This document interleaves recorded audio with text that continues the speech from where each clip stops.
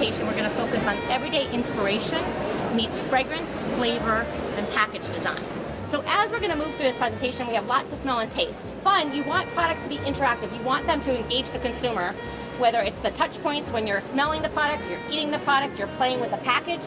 You want them engaged. And then you're going to start seeing things and say, oh, I saw this here, and I can maybe apply that because I saw this here. So you're going to start seeing things where you don't expect them because now it's on your radar.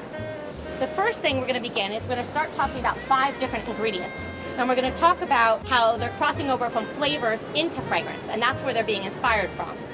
And many of them have physical health benefits. First one we're going to talk about, we called it cuckoo for coconuts.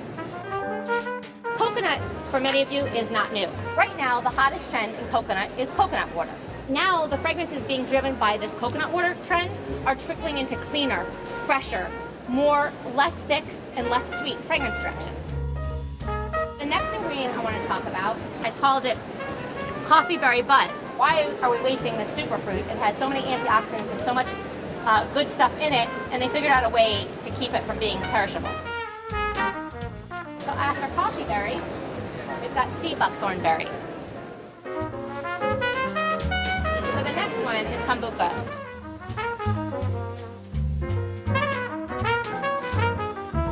The next one we want to talk about is chia seeds. How many people are familiar with chia? Do you remember chia pets? Yeah? Well, they're back. And the next one I want to talk about is compost. Now this trend is not readily as recognizable as, say, coconut.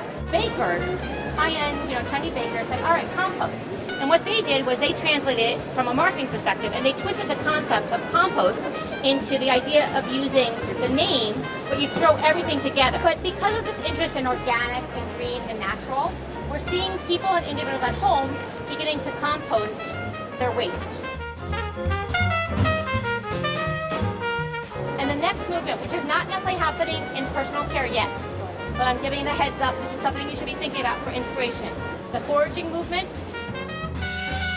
So we're going to leave ingredients behind for a second, and we're going to move into more about experiences between fragrances and flavor. When you think about packaging, a lot of what's going on in the marketplace, you look at it and you recognize it because it's from an everyday object and part of what we're doing in this day and age.